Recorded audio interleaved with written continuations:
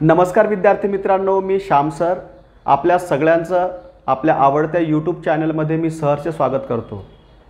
मित्रांनो, मागच्या व्हिडिओमध्ये आपण आर्टिकल्स हा टॉपिक कव्हर केला होता आणि या टॉपिकमध्ये आपण इनडेफिनिट आर्टिकल्स कोणते आहेत आणि त्यांचा वापर कशा पद्धतीने करायचा ते बघितलं होतं।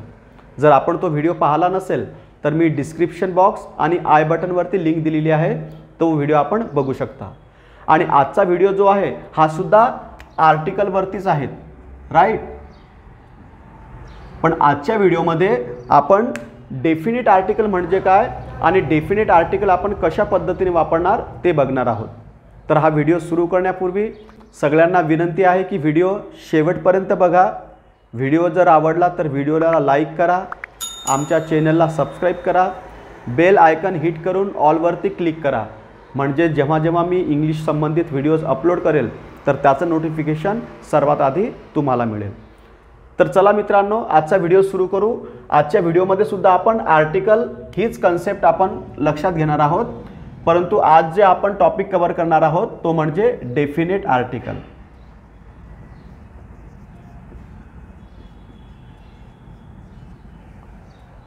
तर इंग्रजीमध्ये डेफिनिट आर्टिकल एकच आहे आणि त्याला आपण म्हणतो द। तर या द चा वापर आपण सेंटेन्समध्ये कशा पद्धतीने करणार?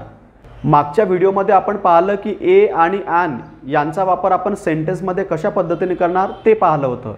आणि आजच्या व्हिडिओमध्ये हे जे द आहे डेफिनिट आर्टिकल, याचा वापर आपण सेंटेन्समध्ये कशा पद्धतीने करणार ते पाहूयात।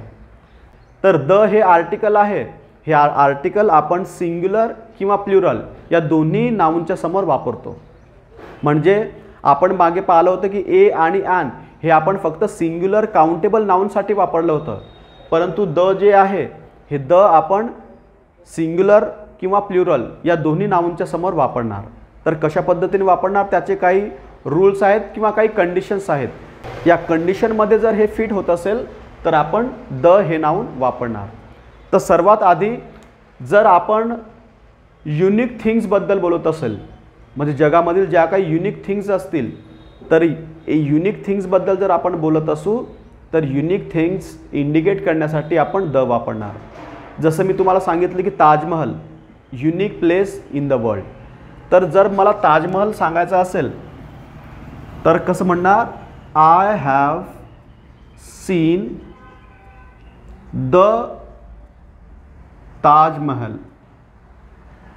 ही युनिक थिंग आहे, म्हणून हे युनिक थिंग सांगण्यापूर्वी मी कशाचा वापर करणार? द आणि त्यानंतर सांगणार Taj Mahal, the Qutub Minar, the lotus temple. म्हणजे भारतातील किंवा जगातील ज्या कोणत्याही युनिक थिंग्स असतील तर ह्या युनिक थिंग्स सांगण्यासाठी मी द चा वापर करणार, राईट। यासोबतच जेव्हा आपण म्हणतो name of the reverse, name of the mountains, name of Holy book, name of newspaper, हे नाउन वापरण्यापूर्वी सुद्धा आपल्याला द चा वापर करायचा आणि त्यानंतर आपल्याला ते वाक्य बनवायचे। For example the Ganga, the Yamuna, the Brahmaputra. म्हणजे जेव्हा पण आपण रिव्हरची नावं सांगणार तर रिव्हरची नावं सांगण्यापूर्वी आपण द वापरणार। न्यूजपेपरचे नाव असतील the times of India, the Hindu, the Lokmat times. जेव्हा आपण हे न्यूजपेपरचे नावंसुद्धा सांगणार तर हे नाव सांगण्यासाठी सुद्धा आधी आपण द वापरणार आणि त्यानंतर ते जे नाउन आहे ते वापरणार। Bachendri Pal reached on the Mount Everest, तर इथे सुद्धा मी काय वापरला? द। त्यानंतर मित्रांनो, जर एखाद्या वाक्यामध्ये एखादं नाउन जर रिपीट झालं असेल तर नाउन रिपीट जर झालं असेल तर हे रिपिटेशनसाठी सुद्धा आपण द वापरणार। I liked a pen, the pen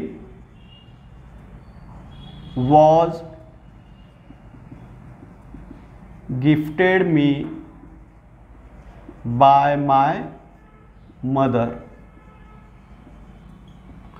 तर बघा मित्रांनो, आय लाइक्ड अ पेन या वाक्यामध्ये आपण अ पेन म्हटलं परंतु हे जे नाऊन आहे हे रिपीट झालं, तर आता आपण काय म्हणणार, the pen was gifted me by my mother. म्हणजे आपण इतर पेनविषयी बोलत नाही, इथं आपण एक स्पेसिफिक पेनबद्दल बोलतो, जो पेन माझ्या आईने मला गिफ्ट केला होता. म्हणजे जेव्हा इथं रिपिटेशन होणार, तर रिपिटेशनसाठी सुद्धा आपण काय वापरणार मग, द.